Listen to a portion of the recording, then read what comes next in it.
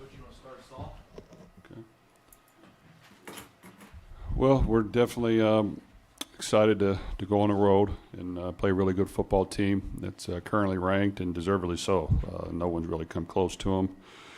They've dominated in 4 games. When people have scored, it's been against the backups at the end of the game. So this team is really playing efficient football right now. Great running game, big offensive lineman, experienced running back, big tight ends, 6th or 7th year quarterback that runs their offense very, very well. Defensively, very sound, physical up front, experience in the secondary, really good linebackers. So, they're definitely doing a very good job. We got to credit, their team right now. Really, really solid football in Big Ten fashion with great defense and a solid running game. So, we understand this is a tough matchup. We're going to have to do a lot of things right. We're going to have to find ways to get scores and take advantage of possessions, get some stops on defense. And once again, the key is can we find a way to get a lead and take them out of what they really want to do will be important. But our guys will work hard. We understand the challenge, but that's Big Ten football and our schedule, and our guys will work well this week. Just, I guess, injury update as you start the week. What's the status of Aiden and the other guys that missed Saturday's game? Well, we have a few, so you have to give me exact names. Aiden, we'll see later on in the week where that's at. Timetable on Jalen? Any chance this week? Well, that one we'll have to see later on in the week as well. King and Brock and Cam and Reese? Brock and Cam are doubtful. Reese we'll see later in the week, and King we'll see later in the week. With Reese being out Saturday, how much stress did that put on the cornerback position? Well, I do think we played our corners every snap. It was a little bit much. We got to figure out ways to get relief for them. We've asked them to do a whole lot in one-on-one coverage, which I think we're going to have to figure out ways to get better answers for that as well, because they were getting tired. And, building depth is important.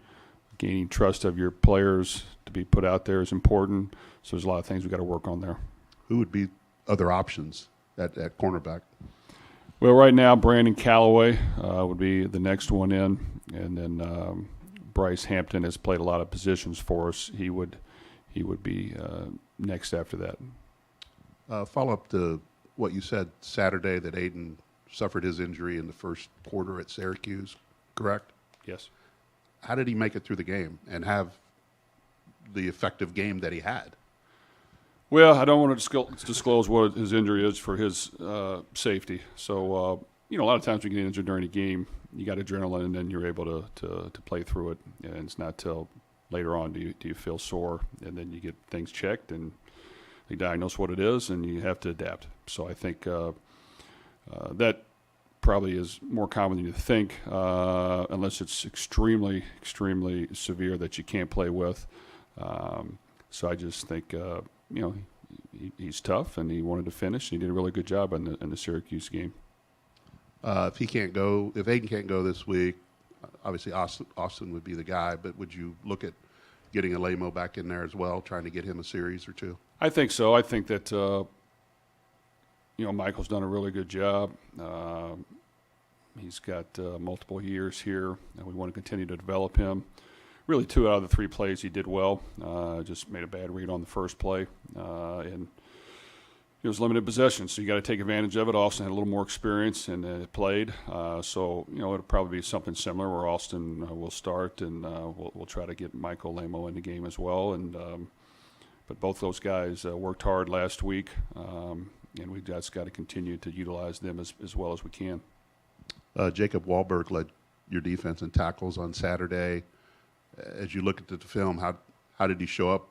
How well did he show up on film, and does he give you kind of a bigger presence that you were looking for with Jalen Graham being out? Well, Jacob did a good job in the game, and yes, he will start to play more.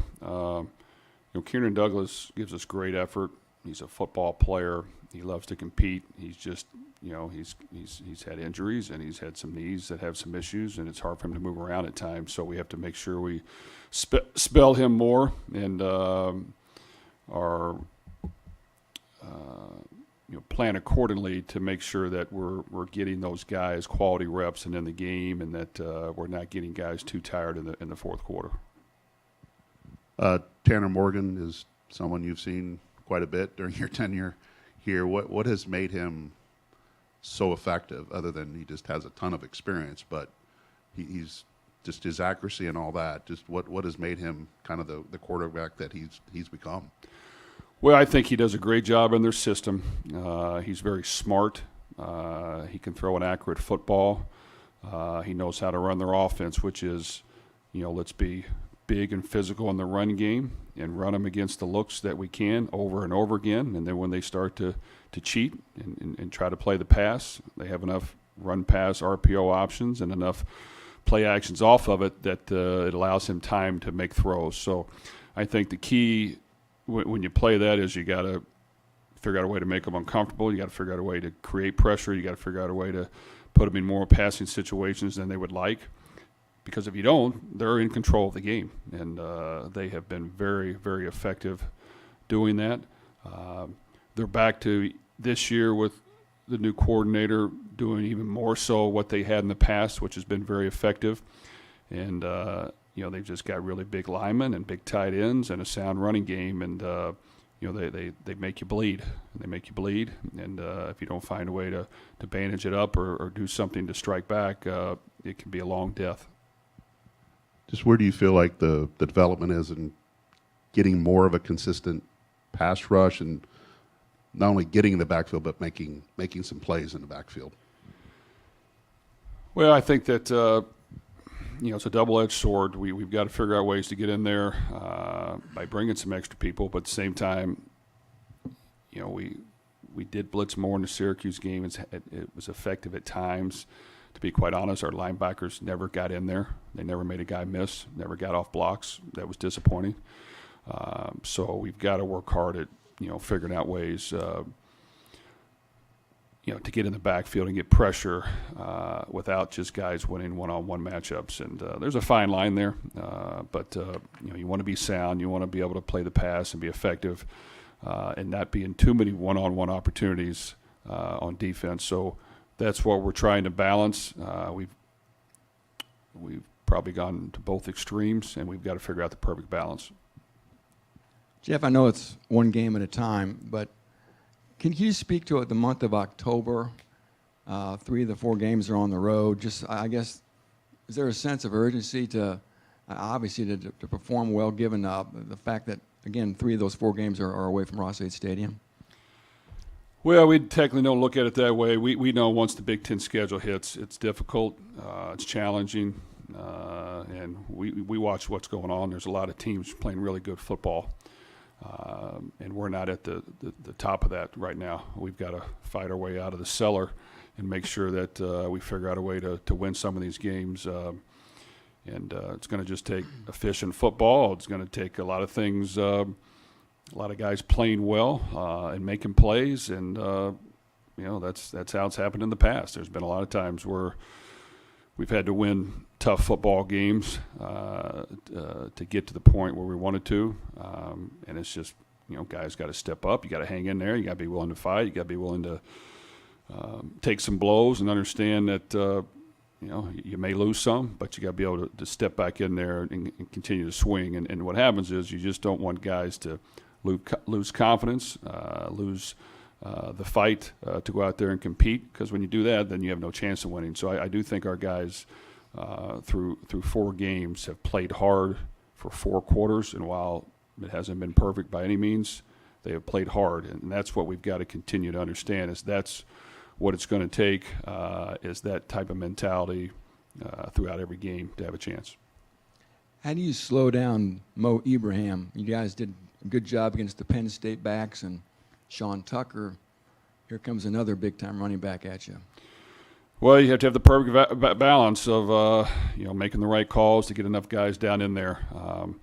We went back and watched our game last year against them, and we did a decent job against the run. And then they hit 2 wide open play action passes that crushed us off of that because we were too low with our safeties and too aggressive. So there has to be that fine line. There has to be that fine balance. When we got them in some obvious run situations, they brought in 7 linemen and multiple tight ends. And not until we loaded the box with everybody and bigger personnel did we find a way to stop them. So that's the challenge is you've got to give your players a chance by your calls, but yet you have to understand that, the max protect play action is what they're good at. And they hit us, at least 3 times last year, once for a touchdown and 2 times for 40 to 50-yard chunks that we can't allow. Charlie Jones really has never played this much. And obviously you guys want to feature him as much as you can. Are you worried at all about the workload and him hanging, I guess staying healthy and holding up? Well, that's with any of our big-time playmakers over the years. David Bell had to play a lot of snaps. Rondell Moore had to play a lot of snaps. If they want to play football at the highest level, that's how they're going to have to perform. So I think he's adjusted. Yes, he has gotten tired of games at times. He hasn't played this much and been dependent on this much, but I think he'll continue to battle through it. And we've got to make sure we continue to try to balance this out. And while we are smart by utilizing him, other guys step up and make plays. And I think that's just something that we've got to continue to work at. And our guys they're working hard, and we've got to have our quarterbacks gain confidence in the rest of our guys in distributing the ball to all of them. You've had a chance to look at the film, Jeff. Kind of reassess what you thought of Austin Burton. Well, I thought Austin, for a first start for us, did a really good job. Took us down right off the bat and scored a touchdown. He was able to extend some plays with his feet. He was able to buy some time. When he had to, he made accurate throws, and he did a good job. So we were proud of Austin and his effort. Now, did we get as many plays down the field? No. Did we need to continue to work on, throwing on timing and in rhythm? Yes. But, as long as he's able to, step up in the pocket, buy time with his feet, get some yards on the ground, that can be beneficial as well. So I think that you adjust to who your quarterback is and try to play to his strengths, and we've got to continue to try to adapt to that as much as we can to make sure we're doing things he feels comfortable with. Any worries about the kicker? Missed the 41-yarder at Syracuse. I know it was a long kick, 47 yards Saturday night, but any concerns with Mitchell? Well, he's been dinged up a little bit, and no, he hasn't performed the last 2 games like he normally has. And a couple miss-hits he's had where he just really hasn't hit the ball solid, and that's not like him. So we've talked about it. I think while we think we give a lot of quality reps under pressure, at the same time we probably need to practice more kicks with him, with the defensive line and our offensive line protecting, maybe not necessarily full speed live, but somewhat, where there's people in his face, there's guys coming at him, and he has to be able to block that out, because I think sometimes you can even a quarterback play, if you're just throwing it versus air or against the scout team or just Skelly, you don't have guys in your face. It's not real like. So I think we've talked about adapting that this week and making sure he gets more live kicks so that he feels comfortable with things and people coming across his vision off the edge, and even with some push in the front, because he hasn't hit it as solid, and he's had some low kicks, and that's not like him. Coach, going back to Mohamed Ibrahim just for a little bit, I think he's got something like 12 or 13 straight 100-yard performances behind that Minnesota offensive line. But your defense has done a good job of stopping the run this year, outside of some scrambling quarterbacks, I guess. Where have you seen that development from the front seven, being able to stop the run this year, and how do you feel like they kind of match up in this upcoming game? Well, our guys played hard. I do think that we've loaded the box in a risky way, probably a whole lot, and that helps. But it also makes you susceptible in the pass game. So that's where we're trying to find maybe a possibly better balance, because you're going to have to be able to stop the run and protect your secondary some, and that's what we have not been as good at, that we have to figure out a way to get better at. As far as the running back, I think he's outstanding. He's played really, really good football before his surgery against great teams, and for him to come back this fast and be playing at this level after just hurting it last year speaks for the type of football player he is. And he's tough. I mean, he's physical. He runs hard. He understands. Their offense relies on him gaining 100+ yards a game if he can. And I just think he's a tough son of a gun who plays very, very well and fits their system great. And obviously the running game is their bread and butter on offense. But for a team that's got 485+ yards of total offense in every game this year.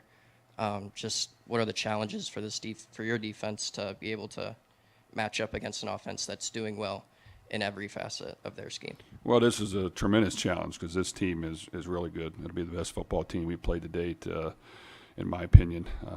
They're hot. They're confident. No one's come close to them. They went to Michigan State, and it was a shutout until the last offensive play of Michigan State's game on just a go route down the sideline versus backups. So that's pretty daggone good. And I just think they, like I said, the sound running game, once you start to want to commit more guys, they're going to get you on a deep pass over the top. And if they are allowed to do that, then they're just going to continue to roll. And at the same time, people underestimate their defense. Their defense has been lights out, has shut people down. I think they've understand what they're being coached to do, and they've done a great job. So I think this is a quality football team that's playing at a high level that we're going to have to, really, really execute and, have a few things go our way in order to kind of get ahead of the 8 ball, because we're going to have to get ahead of the 8 ball in order to win the game. Just one thing for me real quick. You'd mentioned a while back that there was going to come a point in time this season where you're going to have to play the game more physical, bigger on defense, play more in the box, things like that. I assume that's now. What does that mean for your personnel management, for your alignments, whatever it might be? How much changes with the nature of the opponents now? Well, and you are correct. So personnel-wise, we've talked about it for the last 2 days. We've got to probably get some bigger bodies in there at certain positions. And that's for sure. When we had Jalen Graham, he was able to kind of play that dual role. And as we looked at last year's game, he was outstanding in it.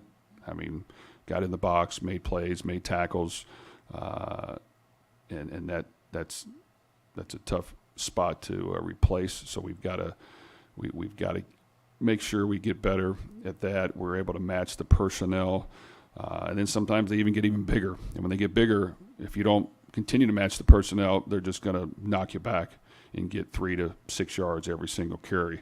So that's where, we even talked about today, we haven't had to use that personnel a whole lot to this point, but we're going to have to get that ready, and that means more D linemen and more linebackers in the game. Jeff, how did Daniel Johnson grade out after Saturday's game?